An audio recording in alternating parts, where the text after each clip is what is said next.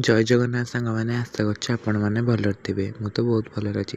ଆଜି ମୋ ଦିଦିର ଜନ୍ମଦିନ ବୋଲି ଆମେ ବାଉନ୍ସ ବିସ୍କୁଟରୁ ଆଇସ୍କ୍ରିମ୍ ଆଉ ମଞ୍ଚ ଚକୋଲେଟ୍ ସେଥିରେ କେକ୍ କରୁଛୁ। ମୋ ଦାଦା ଝିଅର ଆଉ ମୋର। ଦେଖନ୍ତୁ, ବାଉନ୍ସ ବିସ୍କୁଟକୁ ଏମିତି ପୁରା ଗୁଣ୍ଡ କରିନେଲୁ। ଗୁଣ୍ଡ କରିସାରିଲା ପରେ ସ୍ୱାଦ ଅନୁସାରେ ଚିନି 2 ଚାମଚ ଦେଇଥିଲୁ।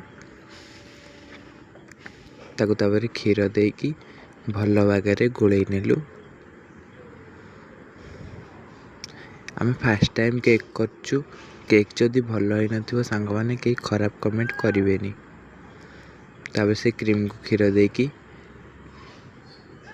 କରିଦେଲୁ କେକ୍ ଉପରେ ମାରିବା ପାଇଁ। ଆଉ ତାପରେ ଖାଇବା ସୋଡ଼ା ଦୁଇ ଥର ପକାଇଛୁ।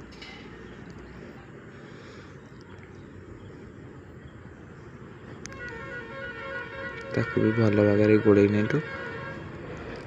ଗୋଳେଇ ସାରିକି ତାଟିଆରେ ତେଲ ମାରିକି ବଟର ପେପରରେ ତେଲ ମାରିକି ତାକୁ ଦେଇଦେଲୁ।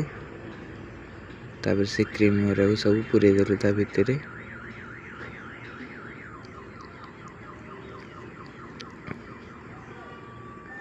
ତାପରେ ତାକୁ ନେଇକି କଡ଼େଇରେ ଲୁଣ ଦେଇକି ତଳେ ବସେଇଦେଲୁ ଚୁଲି ଧିରେ। ଆମ ଗ୍ୟାସ୍ ସରିଯାଇଛି ବୋଲି ଆମେ ଚୁଲିରେ କେକ୍ଟା ତିଆରି କରିଛୁ।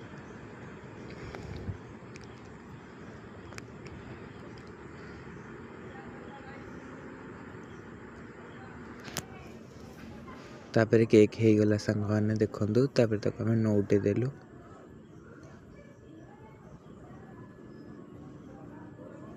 ତାପରେ ସେ କ୍ରିମ୍କୁ ତା ଉପରେ ଢାଳି ନେଲୁ। ଢାଳି ନେଇ ସାରିକି ଚୁରିରେ ଚାରିକର ମାରି ସାରିଲା ପରେ ତାକୁ ଡେକୋରେଟ୍ କରିଦେଲୁ। ବହୁତ ସୁନ୍ଦର ଦେଖାଯାଉଛି ବି। ରହିଲି, ଜୟ ଜଗନ୍ନାଥ। ଦେଖା ହେବ ନେକ୍ସଟ ଭିଡ଼ିଓରେ। ଆପଣମାନେ ଭଲ ଥିବେ ଆଶା କରୁଛି।